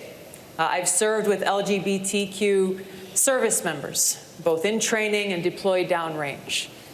I know that they would give their life for me, and I would give my life for them. It is this commitment that I'll carry through as President of the United States recognizing that there are still people who are facing discrimination in the workplace, still people who are unable to find a home for their families. It is this kind of discrimination that we need to address. But it's not enough. It's not enough. If I can add to this, it's very important. 30 because seconds, this is not Senator. enough. Look, civil rights is some place to begin, but in the African-American civil rights community, another place to focus on was to stop the lynching of African-Americans. We do not talk enough about trans Americans, especially African-American trans Americans, and the incredibly high rates of murder right now. We don't talk enough about how many children, about 30% of LGBTQ kids, who do not go to school because of fear. It's not enough just to be on the Equality Act. I'm an original co-sponsor. We need to have a president that will fight to protect LGBTQ Americans every single day from violence. Thank you, Senator Booker. Senator Klobuchar, let me put this to you. On the issue of civil rights, for decades, on the issue of civil rights and demographics, honestly, and politics, for decades, the Democratic Party has counted on African-American voter turnout as step one to winning elections on a national level. Democrats are counting on the Latino community now and in the future in the same way. What have you done for Black and Latino voters that should enthuse them about going to the polls for you if you're your party's nominee? My life and my career and my work in the Senate has been about economic opportunity. And to me, this means better child care for everyone in this country. And when you want to have an economy that works, you need to have retirement that works. You need to have public schools that work. And you also need to make sure that those communities are able to get those jobs of the future, the STEM jobs. In fact, Donald Trump, one of the first bills that he signed, of the 34 he signed where I was the lead Democrat, okay, that's a first up here, was one that was about that, making sure minority community members could share in those jobs. So to me, this is about a few things. It's about an African-American woman that goes to a hospital in New Orleans, says her hands are swollen, and then doctor ignores her and her baby dies. It's about the fact that African-American women make 61 cents for every dollar a white man makes. So in short, we need to, one, and I will do this in my first 100 days as president, we will work to make sure everyone can vote at this table. Everyone can vote in this country. And we will also go to the next step of criminal justice reform. Senator Booker and I worked on that First Step Act, but we should go to the Second Step Act, which is to help all our communities across. Senator, thank you very much. 30-second follow-up to you. Secretary Castro, this is a 70% Latino city here in Miami. You are the only Latino Democrat who is running this year in the presidential race. Is that enough of an answer? What Senator Klobuchar is describing there, an economic justice agenda, is that enough to mobilize Latino voters to stand with the Democratic Party in a big way? Well, I also think that we have to recognize racial and social justice. And, you know, I was in Charleston not too long ago, and I remembered that Dylan Roof went to the Mother Emanuel AME Church, and he murdered 9 people who were worshiping, and then he was apprehended by police without incident. Well, but what about Eric Garner and Tamir Rice and Laquan McDonald and Sandra Bland and Pamela Turner and Antonio Arce? I'm proud that I'm the only candidate so far that has put forward legislation that would reform our policing system in America and make sure that no matter what the color of your skin is, that you're treated the same, including Latinos who are mistreated too oftentimes by police. Secretary Castro, thank you. Let me go over to Lester Holt, who's got a question, I believe, a viewer question. I'm over here, Chuck. Thanks. We ask voters from across the country to submit their questions to the candidates. Let me read one now. This comes from John in New York, who submitted this question. He asks, does the United States have a responsibility to protect in the case of genocide or crimes against humanity? Do we have a responsibility to intervene to protect people threatened by their governments, even when atrocities do not affect American core interests? I'd like to direct that question to Congressman O'Rourke. John, I appreciate the question. The answer is yes, but that action should always be undertaken with allies and partners and friends. When the United States presents a united front, we have a much better chance of achieving our foreign policy aims and preventing the kind of genocide to which you refer, the kind of genocide that we saw in Rwanda, the kind of genocide we want to stop going forward. But unfortunately, under this administration, President Trump has alienated our allies and our friends and our alliances. He's diminished our standing in the world, and he's made us weaker as a country, less able to confront challenges, whether it's Iran or North Korea or Vladimir Putin in Russia, who attacked and invaded our democracy in 2016, and who President Trump has offered another invitation to do the same. He's embraced strongmen and dictators at the expense of the great democracies. As president, I will make sure that we live our values in our foreign policy. I will ensure that we strengthen those alliances and partnerships and friendships and meet any challenge that we face together. That makes America stronger. But what about the War Powers Act? Congressman O'Rourke, What about the War Powers Act being a part of that equation? With deep respect to the congressman, look, we've learned of painful lessons as Americans, that we've gone to war without congressional authorization. And look, this is very personal for me. I know the cost of war. My dad served in the Pacific in World War II in the U.S. Army. Battle of Okinawa, had half his leg blown off, and he came home with scars, both physical and emotional, and he did not recover. He spiraled downward, and he ultimately took his own life. And that battle didn't kill him, but that war did. And look, even in the humanitarian crisis, and I think we should be ready, Congressman, to intervene. God forbid there is a genocide, but not without congressional approval. Democrats and Republicans, both in the Congress, have not challenged presidents and have let them get away with running the military without the congressional approval. We learned a lesson in Vietnam we seem to have forgotten. And the decisions have to be made by the United States Congress. I want to pick up this point, and I want to put this to Congressman Ryan. Today, the Taliban claimed responsibility for killing 2 American service members in Afghanistan. Leaders as disparate as President Obama and President Trump have both said that they want to end U.S. involvement in Afghanistan. But it isn't over for America. Why isn't it over? Why can't presidents of very different parties and very different temperaments get us out of there? And how could you? I appreciate that question. So I've been in Congress 17 years, and 12 of those years I've sat on the Armed Services Committee, either the Defense Appropriations Committee or the Armed Services Committee. And the lesson that I've learned over the years is that you have to stay engaged in these situations. Nobody likes it. It's long. It's tedious. But right now we have, so I would say we must be engaged in this. We must have our State Department engaged. We must have our military engaged to the extent they need to be. But the reality of it is this president doesn't even have people appointed in the State Department to deal with these things. Whether we're talking about Central America, whether we're talking about Iran, whether we're talking about Afghanistan, we've got to be completely engaged. And here's why. Because these flare-ups distract us from the real problems in the country. If getting drone shot down for $130 million because the president is distracted, that's $130 million that we could be spending in places like Youngstown, Ohio, or Flint, Michigan, or rebuilding. I'm going to give you 30 seconds, actually, to jump off what he said. He described engagement as the problem. Is that what you will tell the parents of those 2 soldiers who were just killed in Afghanistan? Well, we just have to be engaged. As a soldier, I will tell you that answer is unacceptable. We have to bring our troops home from Afghanistan. We are in a place in Afghanistan where we have lost so many lives. We've spent so much money, money that's coming out of every one of our pockets, money that should be going into communities here at home, meeting the needs of the people here at home. We are no better off in Afghanistan today than we were when this war began. This is why it's so important to have a president and commander-in-chief who knows the cost of war and who's ready to do the job on day one. I am ready to do that job when I walk into the Oval Office. Thank you very much. Listen, I'm going to go down the line. I'm going to go down the line here. Well, you know what? You felt like she was responding. You get 30 seconds. You're a Go. very good man. Fair I enough. appreciate that. I hear what you're saying.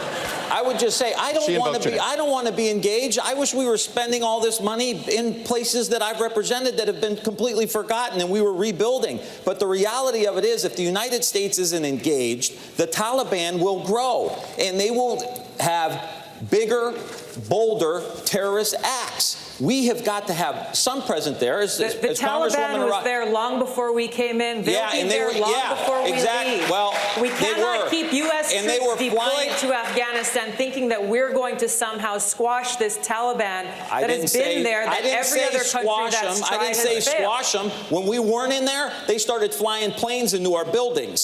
So I'm just saying right now, the Taliban didn't attack us on 9/11. Al-Qaeda did. Well, I understand. Al-Qaeda attacked us on 9/11. I understand. That's why I and so many other people joined the military to go after Al-Qaeda, not the Taliban.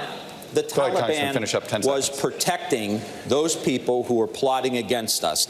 All I'm saying is, if we want to go into elections and we want to say that we got to withdraw from the world, that's what President Trump is saying. We can't. I would love for us to. Protecting Al Qaeda right now in Saudi Arabia. I want to go down the line here, finish up foreign policy. It's a simple question. What is the biggest threat to who is the geopolitical threat to the United States? Just give me a one-word answer, Congressman Delaney. Could you repeat the question? Greatest geopolitical threat to the United States right now, Congressman Delaney?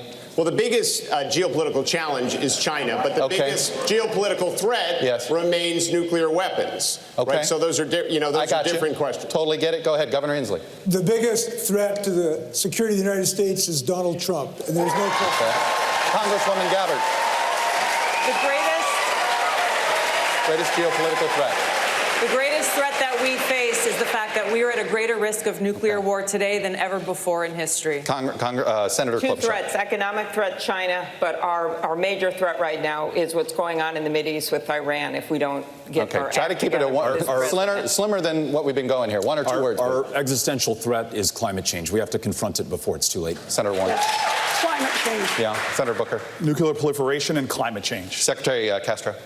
Say China and climate change. Congressman Ryan. China, without a question, they're wiping us around the world economically. And Mr. Mayor. Russia, because they're trying to undermine our democracy, and they've been doing a pretty damn good job of it, and we need to stop them. All right. Well, thank you for that wide variety of answers. And I mean that. No, I mean that that's what this debate is about. This is the best part of a debate like this. Congressman O'Rourke. Special Counsel Robert Mueller's report outlines multiple instances of potential criminal behavior by President Trump. House Speaker Pelosi has publicly and privately resisted any move toward impeachment in the House. If the House chooses not to impeach, as president, would you do anything to address the potential crimes that were outlined in Mr. Mueller's report? Yes, and I'll tell you why. How, by the way, if the answer is yes? One of the most powerful pieces of art in the United States Capitol is the Trumbull painting of General George Washington resigning his commission to the Continental Congress, at the height of his power, submitting to the rule of law and the will of people. That has withstood the test of time for the last 243 years. If we set another precedent now, that a candidate who invited the participation of a foreign power, a president who sought to obstruct the investigation into the invasion of our democracy, if we allow him to get away with this with complete impunity, then we will have set a new standard, and that is that some people, because of the position of power and public trust that they hold, are above the law. And we cannot allow that to stand. So we must begin impeachment now so that we have the facts and the truth, and we follow them as far as they go and as high up as they reach, and we save this democracy. And if we've not been able to do that in this year or the year that follows, and under my administration, our Department of Justice will pursue these facts and ensure that there are consequences, there is accountability, and there is justice. It's the only way that we save this country. Thank you, Congressman O'Rourke. Congressman Delaney, because of the accountability issues that Congressman O'Rourke was just describing there, and the real political landscape in which Nancy Pelosi is saying that impeachment will not be pursued in the House, it raises the prospect, and the Mueller report raises the prospect, that President Trump could be prosecuted for some of those potential crimes down the line. No U.S. president has ever been prosecuted for crimes after leaving office. Do you believe that President Trump could or should be the first? I guess there's always a first. Should he be I don't think anyone's above the law. I don't think anyone is above the law, including a president.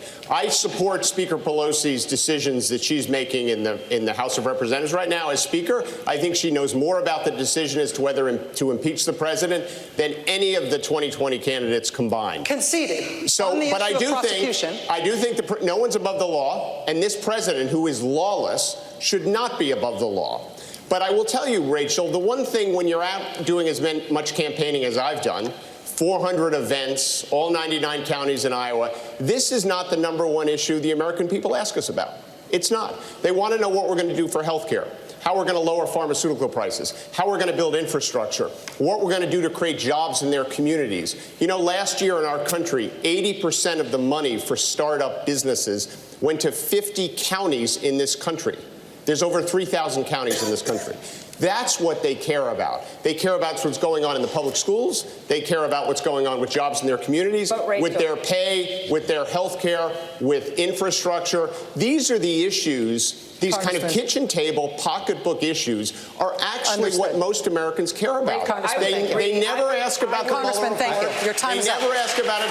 They want to know how we're going to solve these problems. Time, sir. Here's the thing. I still, Senator, if we let the Republicans run our elections, we got to. And if we do not do something about Russian interference in the election, and we let Mitch McConnell stop all the backup paper ballots, then we're not going to get what we want to do. I got to sneak in. We blew through a break, which was good news to give you more time, so I got to sneak one in now. More of this debate. It's picking up here. It continues right after this.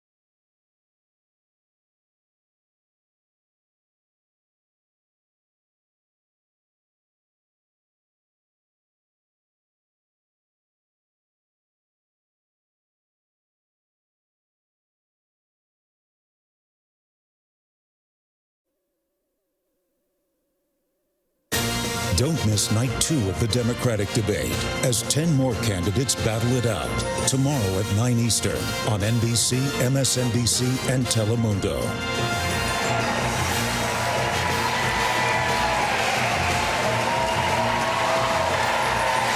are back from Miami, and it's time now for closing statements.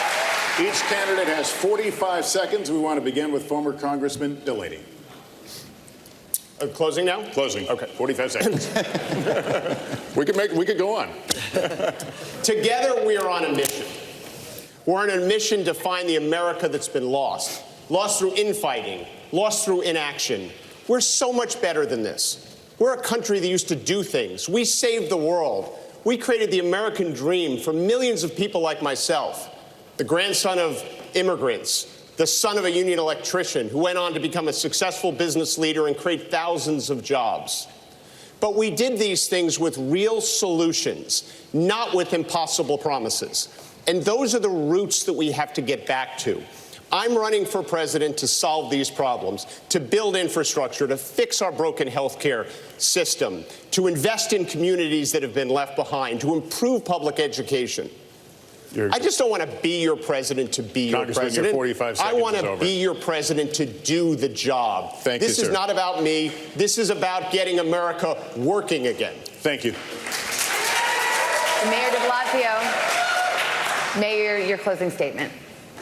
It matters. It matters in this fight for the heart and soul of our party that we nominate a candidate who has seen the face of poverty and didn't just talk about it, but gave people $15 minimum wage. It matters that we nominate a candidate who saw the destruction wrought by a broken health care system and gave people universal health care. It matters that we choose someone who saw the wasted potential of our children denied pre-K and gave it to every single one of them for free. These things really matter. And these are the things that I've done in New York, and I want to do the same for this whole country. Because putting working people first, it matters. We need to be that party again. Let's work together. With your help, we can put working people first again in America. Thank you, Mayor de Blasio. Right on time. Governor Inslee, 45 seconds. Grandchildren, we love them all. And when I was thinking about whether to run for president, I made a decision. I decided that on my last day on earth, I wanted to look them in the eye and tell them I did everything humanly possible to protect them from the ravages of the climate crisis. And I know to a moral certainty, if we do not have the next president who commits to this as the top priority, it won't get done. And I am the only candidate, frankly, I'm surprised. I'm the only candidate who's made this commitment to make it the top priority. If you join me in that recognition of how important this is, we can have a unified national mission. We can save ourselves. We can save our children. We can save our grandchildren. And we can save literally the life on this planet. This is our moment. Governor, thank you. Congressman Ryan, your 45 seconds. There's nothing worse than not being heard. Nothing worse than not being seen. And I know that because I've represented for 17 years in Congress a forgotten community. They've tried to divide us, who's white, who's black, who's gay, who's straight, who's a man, who's a woman. And they ran away with all the gold because they divided the working class. It's time for us to come together. I don't know how you feel, but I'm ready to play some offense. I come from the middle of industrial America, but these problems are all over our country. There's a tent city in LA. There's homeless people and people around our country who can't afford a home. It's time for us to get back on track. The teacher in Texas, the nurse in New Hampshire, the waitress in Wisconsin, all of us coming together, playing offense with an agenda that lifts everybody up. Thank you, I will only promise you one thing. When I walk into that Oval Office every morning, you will not be forgotten. Thank you, Your voice will be heard. Thank you. Congresswoman Gabbard, you have 45 seconds for your closing. You know, our nation was founded on the principles of service above self. People who fled kings who literally prospered on the backs and the sacrifices of people. Coming here to this country, instead putting in place a government that is of, by, and for the people. But that's not what we have. Instead, we have a government that is of, by, and for the rich and powerful. This must end. As president, our White House will be a beacon of light, providing hope and opportunity, ushering in a new century where every single person will be able to get the health care they need, where we will have clean air to breathe and clean water to drink, where we will have good-paying jobs in a new green economy. Join me in ushering in this new century with peace, prosperity, opportunity, and justice for all. Congresswoman, thank you. Secretary Castro, you have 45 seconds, sir. Me llamo Julián Castro y estoy postulando por presidente de los Estados Unidos. The very fact that I can say that tonight shows the progress that we have made in this country. Like many of you, I know the promise of America. My grandmother came here when she was 7 years old as an immigrant from Mexico. And just 2 generations later, one of her grandsons is serving in the United States Congress, and the other one is running for president of the United States. If I'm elected president, I will work hard every single day so that you and your family can get good health care, your child can get a good education, and that you can have good job opportunities, whether you live in a big city or a small town. And on January 20th, 2021, we'll say adios to Donald Trump. Senator Klobuchar, the floor is yours. 3 things to know about me. First, I listen to people, and that's how I get things done. That is my focus. I have a track record of passing over 100 bills where I'm the lead Democrat, and that is because I listened and I acted. And I think that's important in a president. Everything else just melts away. Secondly, I'm someone that can win and beat Donald Trump. I have won every place, every race, and every time. I have won in the reddest of districts, ones that Donald Trump won by over 20 points. I can win in states like Wisconsin and Iowa and in Michigan. And finally, yeah, I am not the establishment party candidate. I've got respect, but I'm not that person.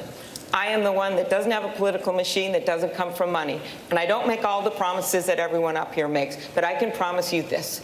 I am going to govern with integrity. I'm going to govern for you. Thank you, Senator. Senador Booker, sus 45 segundos. Gracias. 50 years ago this month, my family moved into the town I grew up in because after being denied a house because of the color of their skin, it was activists, mostly white activists, that stood up and fought for them. That's the best of who we are as America, and why when I got out of law school, I moved into the inner city of Newark to fight as a tenant lawyer for other people's rights. I've taken on bullies and beat them. I've taken on tough fights, and we've won. And we win those fights not by showing the worst of who we are, but rising to who's best. Donald Trump wants us to fight him on his turf and his terms. We will beat him. I will beat him by calling this country to a sense of common purpose again. This is a referendum on him and getting rid of him, but it's also a referendum on us, who we are and who we must be to each other. It's time we win this election, and the way I'll govern is by showing the best of who we are, because that's what this country needs and deserves. Thank you. Congressman O'Rourke, 45 seconds. Our daughter Molly turned 11 this week.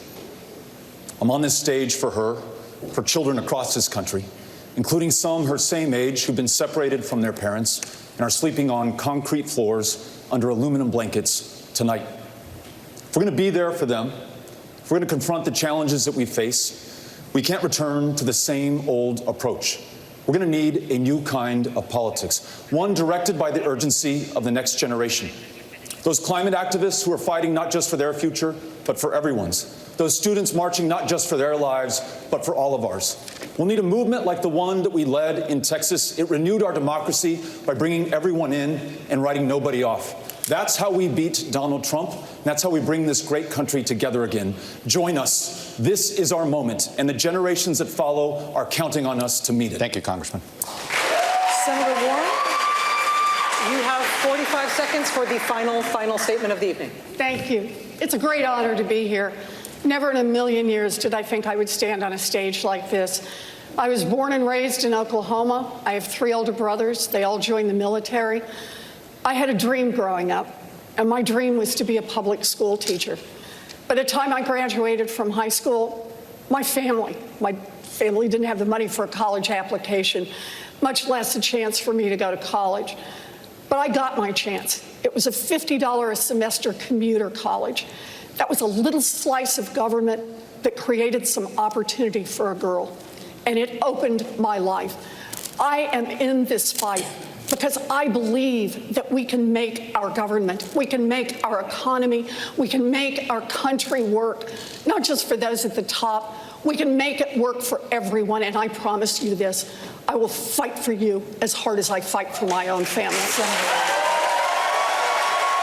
would like to thank all of the candidates who participated with us tonight, and that will do it for night 1 of this 2-night event. And guess what? We've got 10 more candidates tomorrow night. We certainly hope you will join us then, but for now, that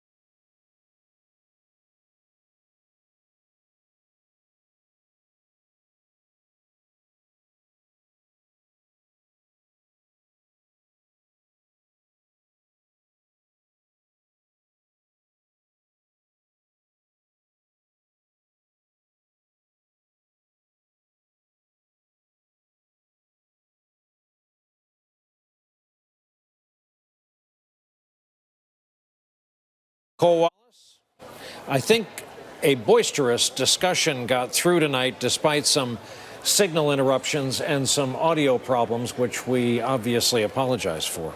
Yeah, listen, off to the races, right? And I think that this field showed themselves when they broke into Spanish, when they debated the intricacies of policy, when they kept it on what they were for and didn't end up down the rabbit hole of what they were against, when Jay Inslee had that sharp answer of what the greatest threat to the country and the world was and came out with Donald Trump. I mean, together as a field, they strung together an incredible story about what is possible if Donald Trump isn't reelected to a second term. And really, it's up to Democrats in terms of who spoke to what they're hungering for the most. I'm not sure, people like Claire probably know the answer to that better than me. Yeah, Senator, as someone who's been in the arena of the U.S. Senate, I noticed the copious notes you were taking.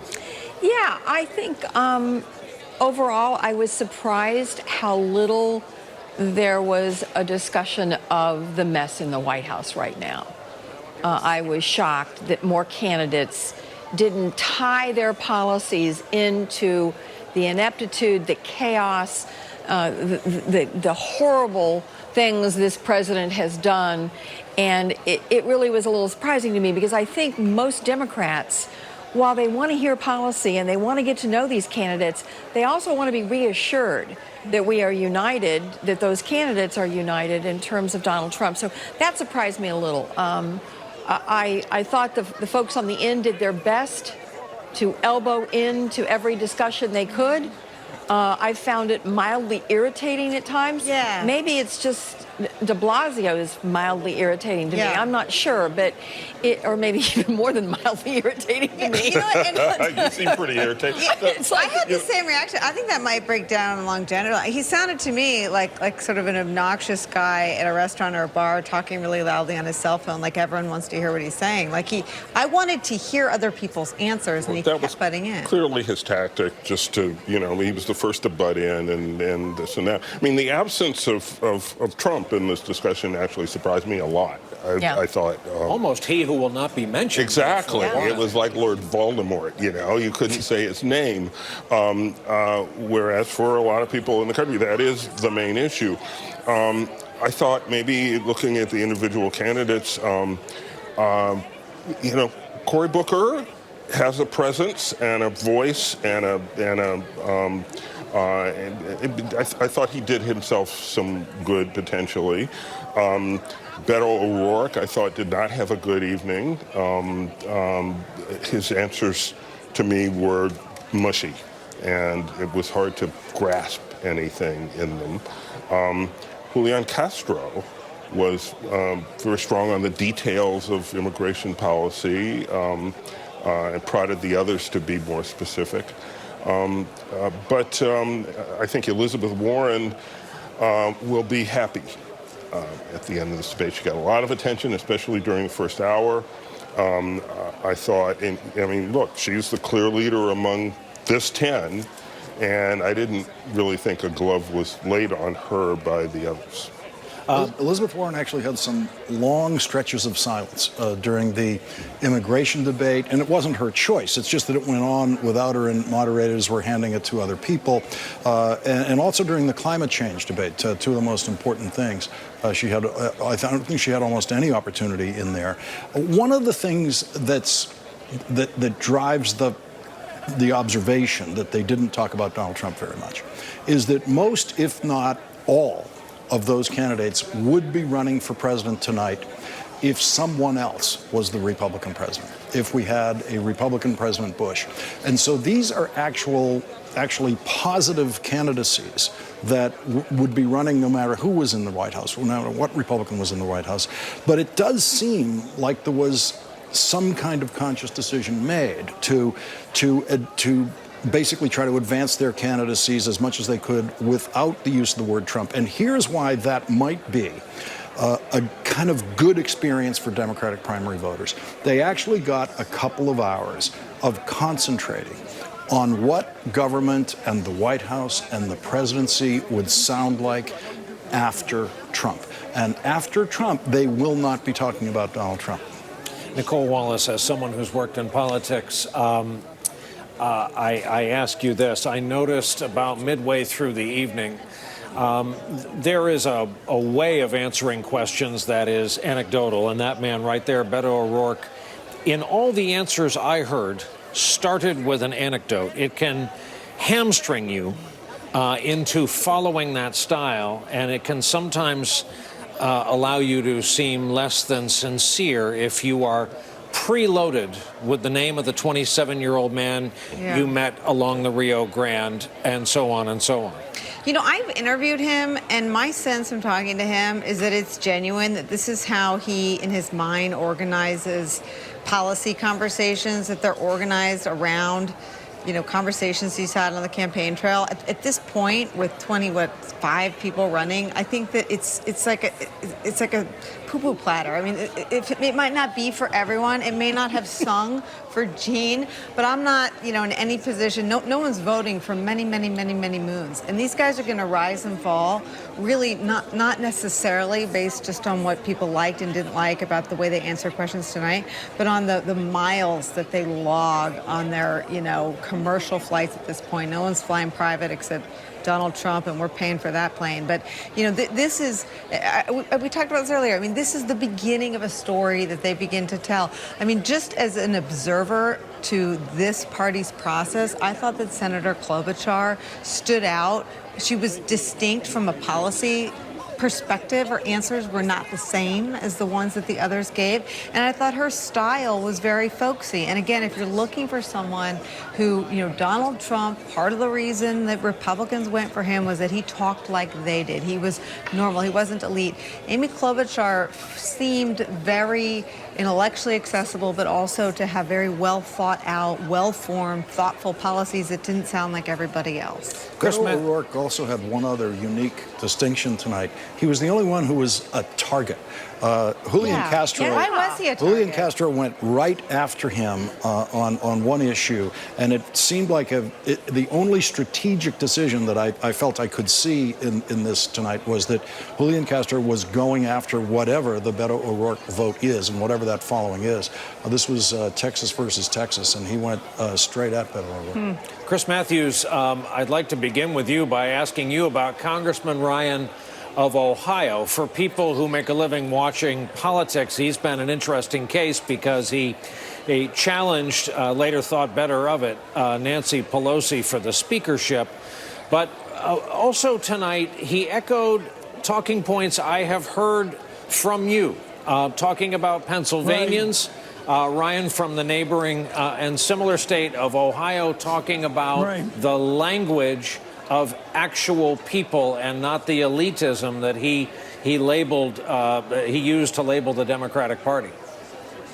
Well, it was a strong suit for him, Brian. He was talking about the kind of people in Ohio and across the industrial Midwest who voted for Donald Trump, with their sense of cultural alienation, the sense that they're overlooked, discarded by a party that seems to celebrate itself as a coastal party of highly educated people. He said Ivy Leaguers. I think he was talking about a broader sense than that, of people who just thought they're much better than the people that they say they want to represent. I think he caught it, and no one else did. I thought that was right. And I think the winner tonight, though, was probably Joe Biden.